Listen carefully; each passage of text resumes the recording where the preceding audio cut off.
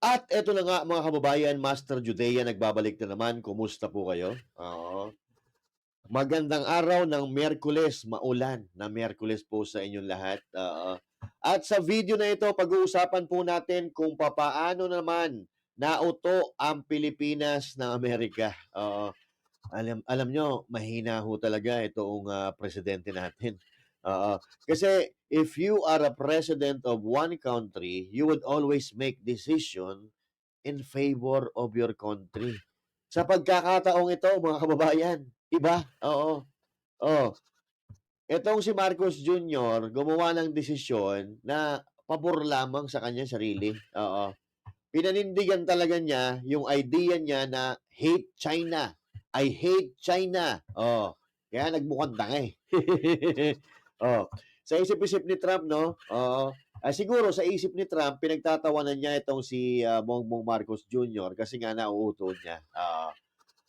Pero alam nyo ba na kahit si Marcos ang andon, mga kababayan, si Duterte pa rin ang nasa isip ng mga Amerikano. Aba, iba talaga si Duterte. Tumatak si Duterte sa mga Amerikano. Kahit si Marcos ang nandun sa Amerika, nasa isip ng Kano ay si Duterte. At panoorin po natin kung paano pinaglaruan ni Trump ang isipan ni Marcos Jr. pagkatapos po nito, mga kababayan. Banateros ay hindi magigiba. Banateros ay hindi nag-iisa. Banateros ay kami walang iba.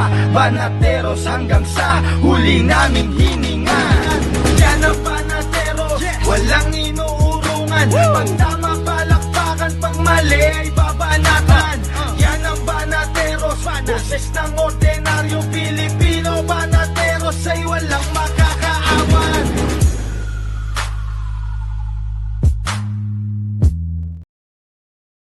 Magandang araw Luzon, Visayas, Mindanao at sa mga kababayan nating OFW, mga immigrants sa iba't ibang panig ng mundo. Magandang araw po sa inyo lahat at mag-iingat po tayo dahil hanggang ngayon patuloy pa rin po ang pagulan at patuloy pa rin po ang pagbaha sa iba't ibang panig ng Pilipinas. So wag po kayong mag-alala kasi pauwi na po yung presidente ng Pilipinas ngayong gabi daw.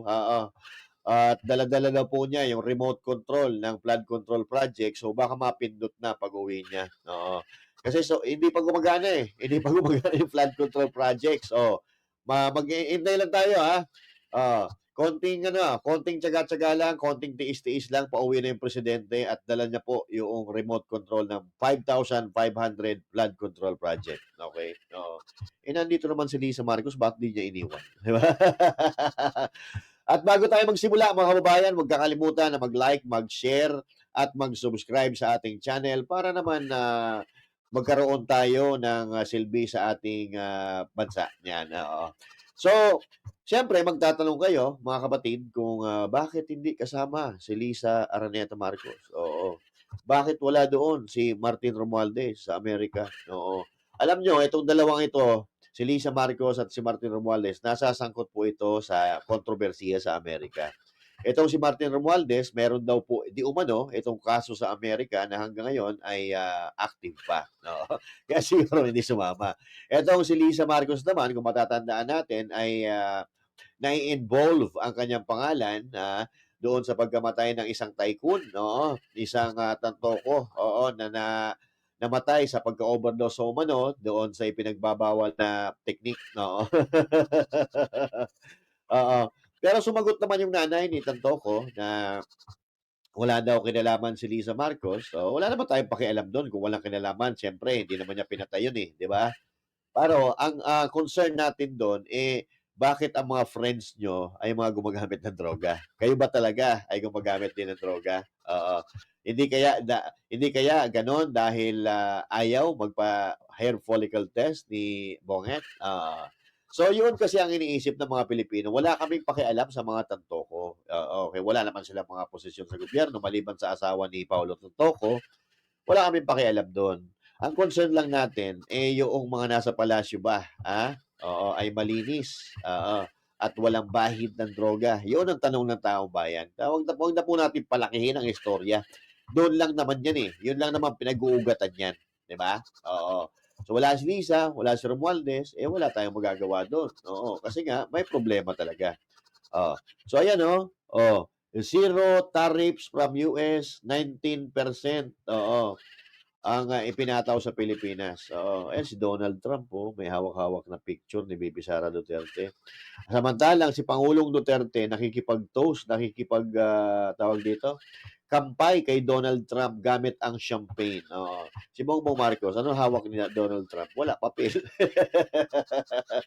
Tinuturo lang siya ni Trump no?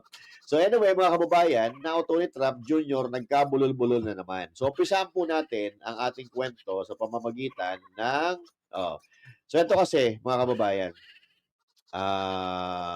yung post ni Donald Trump, ito ba yung post ni Donald Trump? Okay, sige, paano natin yung post ni Donald Trump dito? Saan ba yung post ni Donald Trump? Ito. Ito. Donald Trump. Nasaan na yun? Ito talaga Donald Trump, Ito po yung ano ni Donald Trump, mga kababayan. Post ni Donald Trump. Okay. Dito muna tayo kay Donald Trump.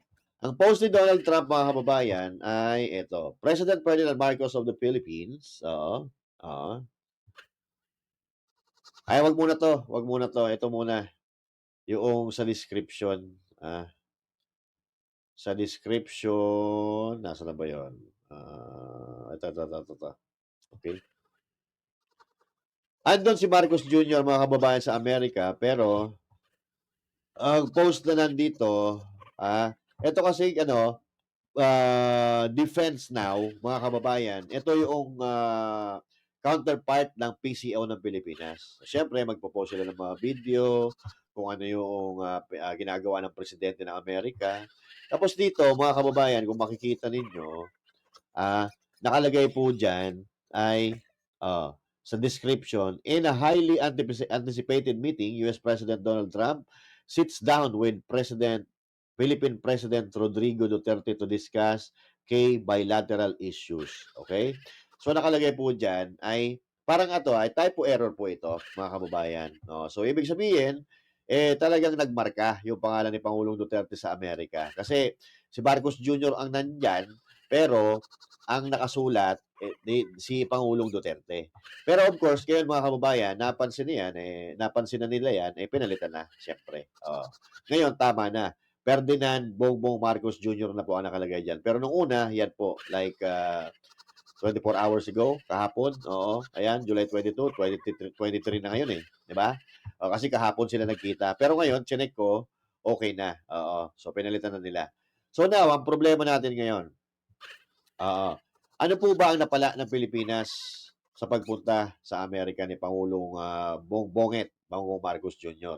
Meron bang napala na ikakatuwa ng mga Pilipino or dihado po tayo? At panalo ang Amerika. Okay? Kasi ito, sa post ng American President, mga kababayan, ng United States President na si Donald Trump sa kanyang Twitter, ito po, President Ferdinand Marcos of the Philippines is just leaving the White House with all of his many representatives. O Benny, ang daming representative. Napakaraming representative. It was a beautiful visit, okay? And we conclude our trade deal where the Philippines is going to open market with the United States and zero tariffs. The Philippines will pay a 19 tariff. In addition, we will work together militarily. It was a great honor to be with the president. He is highly respected in his country. Halatang binubola niya.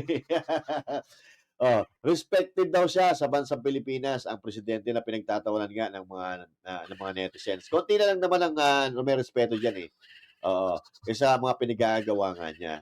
Alam naman ng presidente ng Amerika yan. Matindi intel niyan Siyempre, bago pumunta ang isang presidente ng isang bansa, pag-aaralan muna, ano ba? Ano ba ang nangyayari sa bansang Pilipinas? Ano ba? Maganda ba yung feedback ng mga Pilipino sa presidente ng bansa na yan? Siyempre, mag-iimbestiga ngayon ang American, ang CIA. Wala. Si Bongbong Marcos doon sa Pilipinas, pinagtatawanan niya ng mga tao. Pinagtatawanan at galit dyan ng mga tao dahil sa pinagagawa niya. Okay? So, ganun po. Kaya ito, pambobola ito. He's respected in his country. as he should be. Oo. He is also a very good and tough negotiator. We extend our warmest regards to the wonderful people of the Philippines. Okay? Tough negotiator daw si Marcos. So, ibig sabihin, magaling mag-negotiate. Walang hiya talaga yan. Kung magaling ka mag-negotiate, always on the win situation ka. Oo. Always on the win situation. Pero bakit ganito ang nangyari? Philippines going to open market with US, decoding Trump's trade deal with Manila. How much tariff will be the Philippines pay? Okay? The Philippines will pay clearly 19%. From 20% mga kababayan na ipapataw sana ng Amerika sa mga produkto na nanggagaling sa Pilipinas, 19% pa lang. So far, nakakuha ang Pilipinas sa Amerika ay napababa ng 1% ang taripa na ipapataw ng Amerika sa mga produkto na manggagaling sa Pilipinas. Okay? 1%. Okay? Oh, okay na yon. Oh, baka sabihin niya naman, okay na yun kahit kaysa wala. No, no, no. Okay na yan. No, okay na yan kung sa okay. Pero ang hinahanap natin, kung paano natin mapapaunlad ng Pilipinas. Doon sa 1% na yan na kinuha niya, sa tingin niyo, uunlad ng Pilipinas dyan? Ha?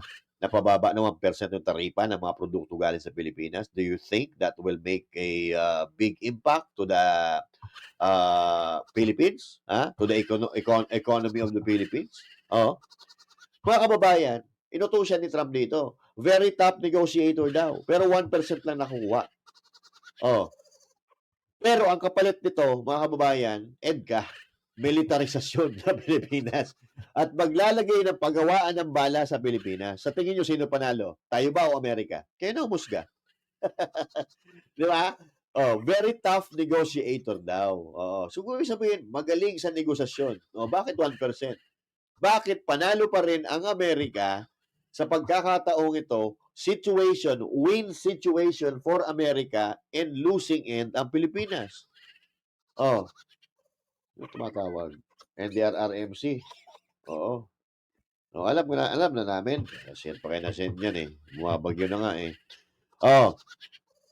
Sa tingin nyo, tama ba yung sinasabi ni Trump?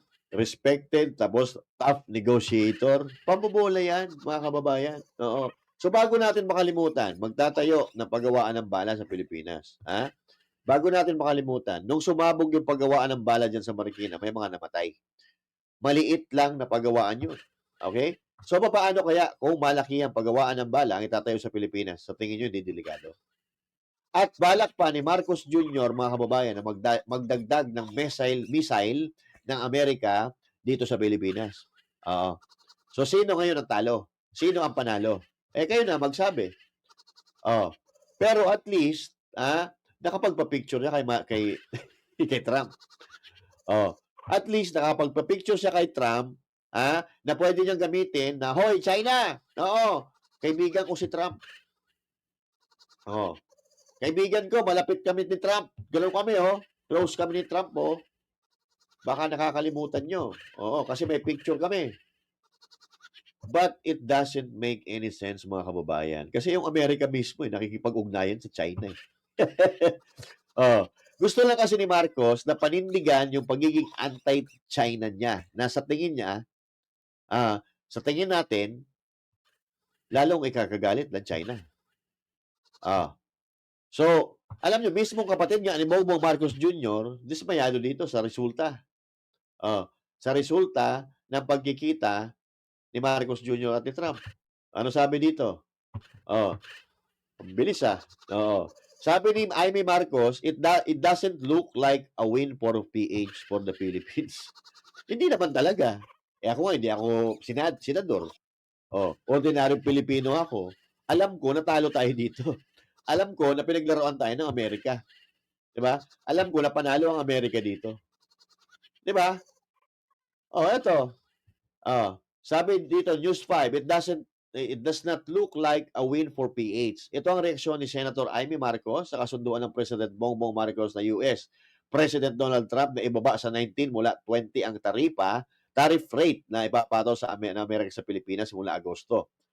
Kailangan ko muna makita at mabasa ang buong kasunduan. Pero kahit sinong tanungin na eksperto o karaniwang tao, 19 na taripa para sa Pilipinas tapos 0 na taripa sa Amerika, paano tayo mananalo dyan? Ito.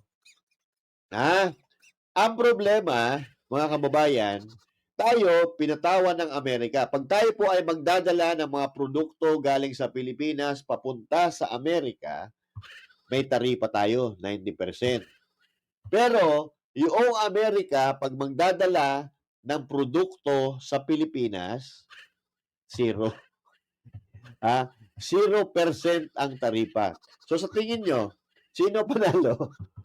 Walang hiya kayo, tuwan-tuwa pa kayo, nagpunta sa Amerika, kaibigan tayo ni Trump. Pero wag nating tingnan yung pagkikita. Wag nating tingnan yung maayos ang relasyon, maayos. Putang ina, pag maayos ang relasyon kahit sa isang mag-asawa, dapat give and take relationship, yun ang maayos na relasyon. Pero, yung ginagawa kang tanga, at ginugulangan ka, hindi magandang relasyon yun. 'Di ba? Oh, ibig sabihin nun, taking advantage. Hindi yan kaibigan. 'Di ba? Oh, Ivy Marcos na mismo nagsasabi eh. 'Di ba? Oh, so ano ang mapapala natin dito? Talo na naman ang Pilipinas. May end kasi sila sa Pilipinas. Maglalagak pa ng mga bomba dito, mga missile, at gagawa pa pagtatayo pa ng paggawaan ng bala ang Amerikano sa Pilipinas. Paulit-ulit. Ganito ang cycle natin. Inuuto ng inuuto, nagpapauto naman tayo. 'Di ba? Lalo yung presidente. So now, eto na ngayon ang problema, mga kababayan. Panoorin natin kung paano nagmukhang tanga ang Pilipinas sa Amerika. Okay? Ito. Panoorin natin, ha? Baka mamaya. Sa mga sagot ni Trump, halatang hindi kanya tutulungan kapag nakipaggera ka sa China. Ito. Panoorin natin. Baka naman mali yung caption. Oo. Tingnan natin kung ano yung pinag-uusapan dito. Baka mamaya mali lang tayo ng interpretasyon eh. 'Di ba? So, sa madaling sabi, mga kababayan, talong-talo ang Pilipinas. So, nagsayang na naman tayo. Oo. Ng pera ng gobyerno. Oo. Na yung 1% na yun. Sana itinawag mo na lang. Sana itinawag mo na lang kay Donald Trump yung pagpunta mo sa Amerika. Kasi sabi nga ni Donald Trump, Ferdinand Marcos Jr. Leave today with his many representative. Walang hiya po siya. No. Doon sa statement ni Trump, medyo may pitik yun eh. May konting pagpapahiya and at the same time, pambobola. Pambobola. Hindi niya nahalata na binobola siya. Tanga talaga eh. No? Panoorin natin ito. Very happy to be here to once again reaffirm the very strong ties between the Philippines and the United States, ties that go back over 100 years. And considering the context in which we live these days, especially in my part of the world, this has evolved into as important a relationship as is possible to have. We must remember that the United States is our only treaty partner in the Okay. Halatang si Marcos Jr. nang inuuturin niya si Trump. Oo. Pilipinas lang, Pilipinas lang ang treaty ally ng Amerika lang ang treaty ally ng Pilipinas. Wala nang iba. Oo. Kayo lang ang ano namin. Oo. Kumbaga sa sinasabi, nagliligaw ka. Oy, wala. Oo. Oo. Kahit babaero ka, wala po akong ibang nililigawan. Oo. Yung anak nyo lang po ang nililigawan ko. Charot. Kasi, gano'n yun. Oo. So, parang gano'n ang nangyayari dito. Philippines, and that has stood us in good stead over the years, through certainly through the Second World War, and the cultural memory of all Filipinos, down to even the school children, is that our strongest, closest, most reliable ally has always been the United States. That is something that Paulit-ulit sinasabi niya. Ang haba ng sinabi niya, pero yung punto, the United States has been an only ally of the Philippines when it comes to treaty. Ang haba na sinabi, pero isa lang ang hulugan. That we value, that we are grateful for, that we will continue to foster as we go on. with the leadership of President Trump, I am very confident that we will be able to achieve that. I think it is worthwhile to remember. Naantok si Trump, ah. Hoy, Trump, pinaantok ka, ha? Don't worry, ha? I know the feeling. That it was President Trump who, in his first term, characterized the relationship between the Philippines and the United States as ironclad. Yun, oh.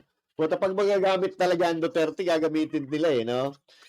Pag magagamit nila yung Duterte, gagamitin talaga nila for their gain. Oo. Kasi, noong si Presidente, si PRRD ang Presidente ng Pilipinas at si Trump ang Presidente ng Amerika, tinawag niyang ironclad ang pagkakaibigan ng Amerika tsaka ng Pilipinas noong panahon ni Pangulong Duterte. But Bongbong Marcos Jr. managed to insert it to their conversation. Okay? Kasi nga maganda yung samahan ni Pangulong Duterte at saka ni Trump before. So gagamitin niya yon for his advantage. Kahit sa totoong buhay, yung ginagamit niya na presidente dati ay ipinakidnap niya at pinadala niya sa Hague. Di ba? And that has been necessarily the case since that time that you made that statement, sir.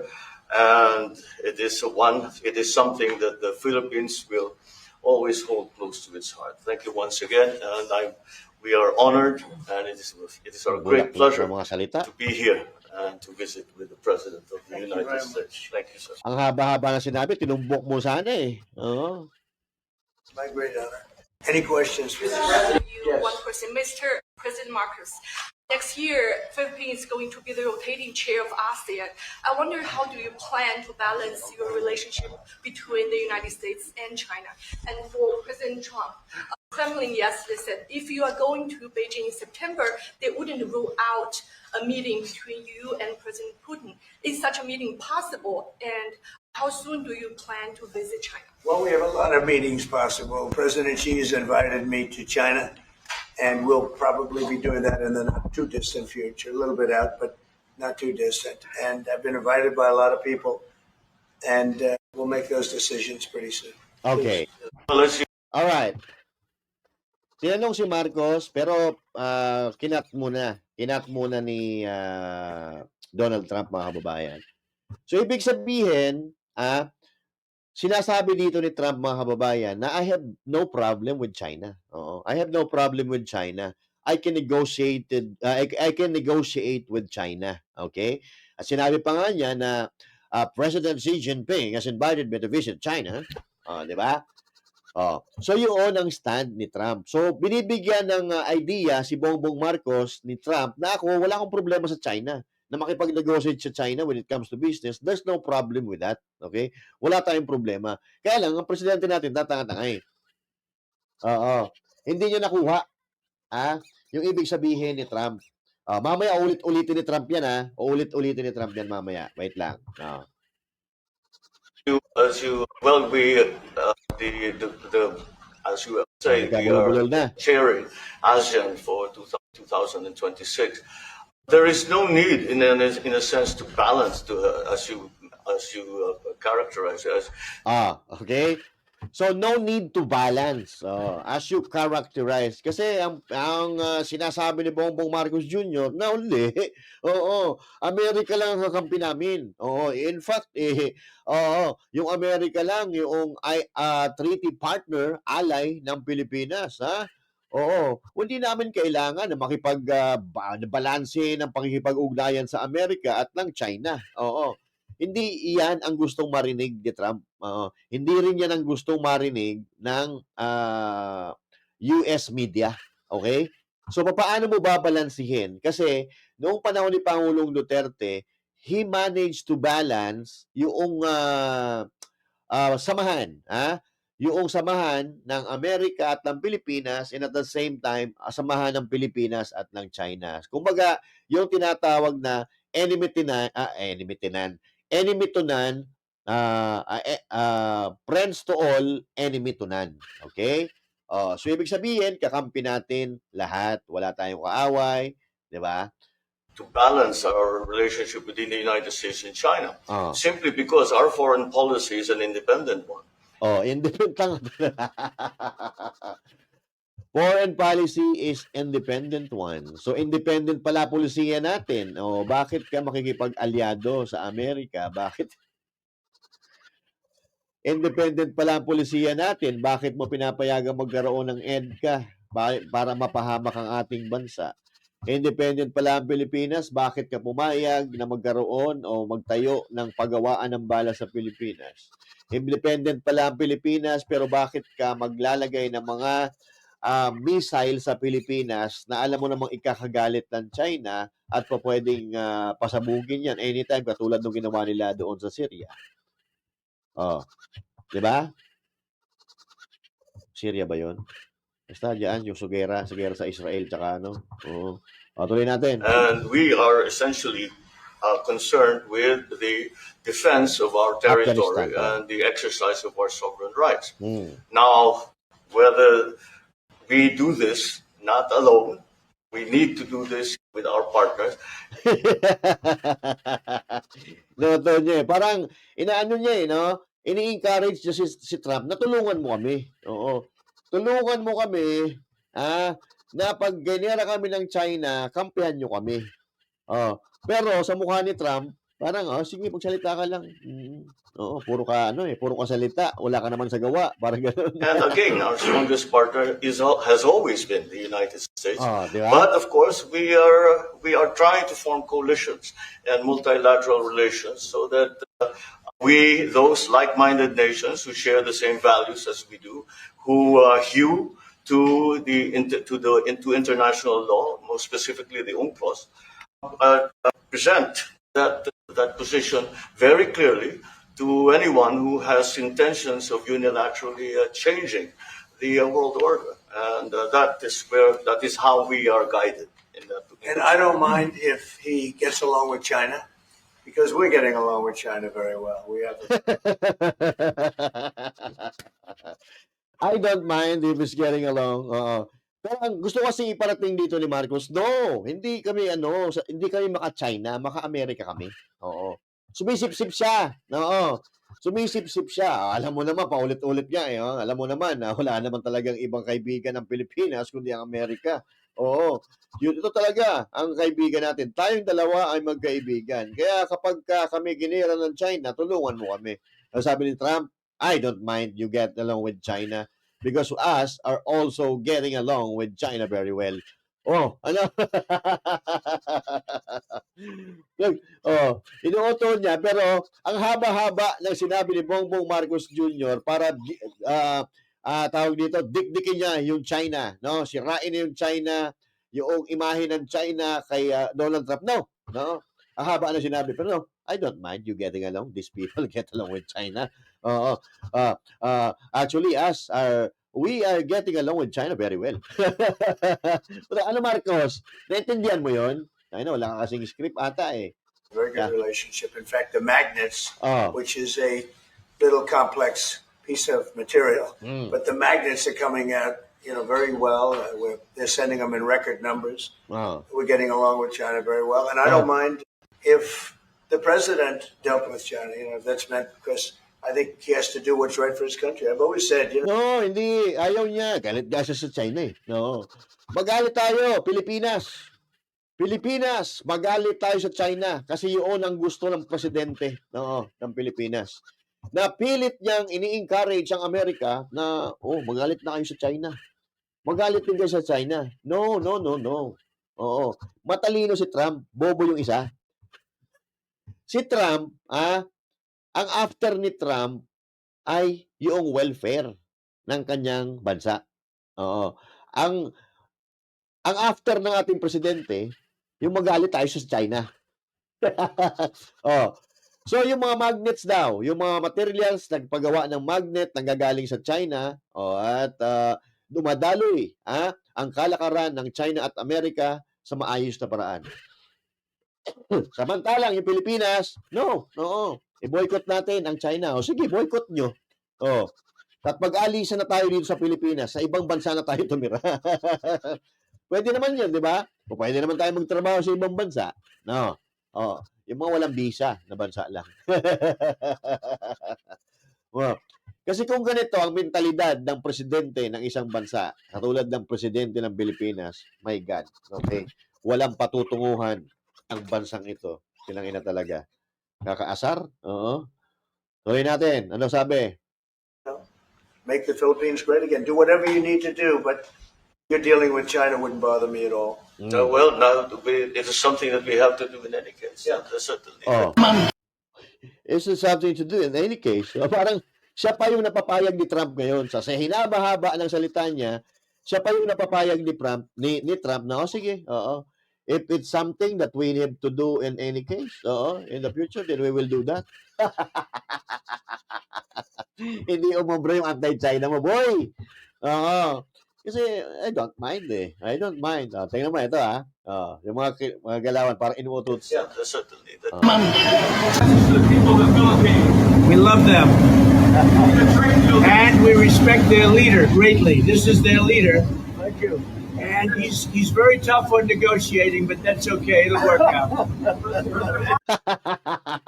Very tough for negotiation, but she's tough, but it's okay now. Inuuto siya eh. Mahal siya ng mga kababayan niya. He is respected by his countrymen. Oo. Pero pagdating niya dyan, kaanong isang araw, may nagrarally, di ba? May nagluwelga. So dito, mga kababayan, kitang-kita natin kung paano utuin ni Donald Trump si Marcos Jr. Ututo naman itong isa, tingnan mo. Tumatawa pa.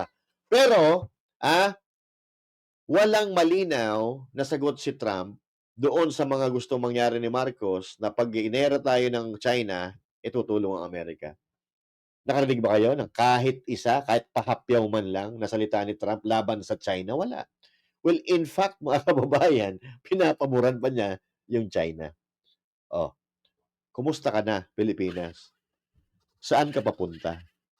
Ito ang problema dyan, mga kababayan. Kung ibo-boycott natin ang China, syempre Amerika magdadala ng produkto nila sa Pilipinas. Do you think the American product, do you think ma-afford ng Pinoy ang mga American product? I don't think so. Ngayon nga, na napakamura ng mga kagamitan or anything na nanggagaling sa China na ginagamit ng Pilipinas, ginagamit ng Pilipino, umaaray pa rin tayo sa presyo eh. Lalo na kung gawang Amerika. Lalo na kung kahit hindi gawang Amerika, basta lang galing na sa Amerika, patay ka. Mamumulubi tayo niyan, mga kababayan. Ano yung mga brand ng Amerika? American brand na dadali sa Pilipinas. Ano mga brand? Mga brand mga sikat niya na damit eh. Mga sikat na damit na galing Amerika, ang mamahal, 'di ba? Ano natin sabihin? Yung mga sikat na pagkain na galing Amerika, ang mamahal. Yung mga sabon na galing Amerika, ang mamahal. Mantika, lahat na. Name it. Lahat ng mga gamit na galing sa Amerika, may presyo yan. Hindi katulad ng mga gamit na nanggagaling sa China, ma-afford ba ng Pilipino? So now, it's really up to you. Natuwa ba kayo? I-comment ninyo. Natuwa ba kayo sa resulta ng pagpunta ni Marcos Jr. sa Amerika? Una pa nga kayo. Itinawag mo na lang sana yung 1%. Ganun din naman. Wala naman na pala eh. Itinawag mo Trump, paano ba natin mapababa ang taripa? 1% lang pala eh. Pinapunta mo pa ako ng Amerika. Ganon. Kung si Duterte nandyan, ewan ko. Diba? Pinapunta-punta mo pa ako ng Amerika. Tapos yan lang pala magpagkakasunduan natin. Walang hiya. Hindi na. Sa inyo na yan. Hindi na lang kami magdadala ng produkto sa Amerika. Ganun dapat. Hindi yung maglulumuhod ka. Kaibigan natin Amerika, tutulungan tayo nito pag nagkagera. Ulul. Hindi tutulong yan. Binangga nga tayo ng binangga. Binomba pa ng binomba ng tubig ng China. Hindi naman sa tulungan yung mga yan eh. Siyempre, ang unang gagawin nila ay kapakanan ng kanilang bansa, hindi bansa ng ibang bansa. Tuto eh. No? O anyway, mga kababayan, kung may comment kayo sa pinag-usapan natin ngayon, paki-post ninyo, comment sa comment section, pag-usapan natin yan sa mga susunod na pagkakataon. And once again, mag-ingat po tayo, ha? Maulan pa rin, no? My name is Master Judayasin. Thank you. God bless you all and to God be the glory. Mag-ingat po kayo. Ususi po niyo yun. Naubo nga ako eh. Okay? Bye. Magandang araw po sa inyo lahat.